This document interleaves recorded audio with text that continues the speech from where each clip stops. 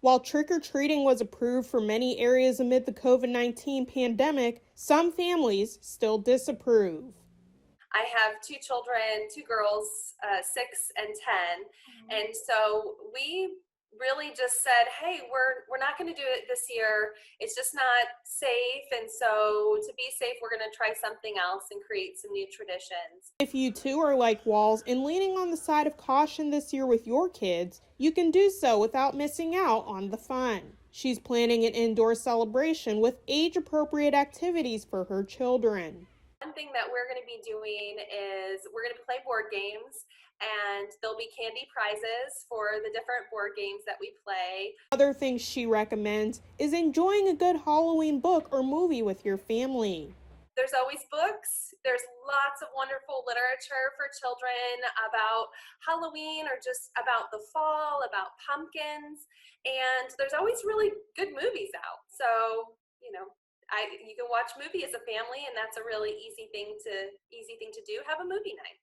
And to get some ideas on how to make the indoor activities fun for your children, involve them in the planning. We asked our children, what would you like to do?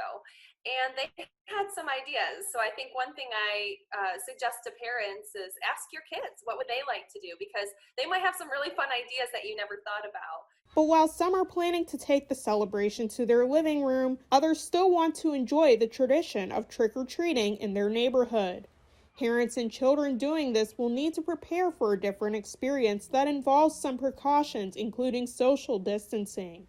So we've seen some really creative ways online, right? Like someone duct taped a tube to their railing and they were shooting candy down it. I think there'll be some really fun ways to get candy, but also just trying to really minimize that contact. We can put candy in small bags and leave them out so people can kind of grab and go.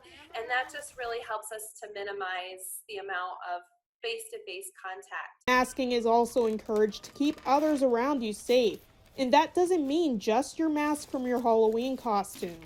Our Spider-Man mask isn't going to do it. It has to be, the mask that we're used to wearing to protect us from COVID. But one of the things that the CDC has mentioned is that you don't want to double layer masks. So you don't want to have that mask on underneath your Spider-Man mask because that really can, prevent breathing. Parents should also check candy. Get rid of anything that looks suspicious or isn't prepackaged.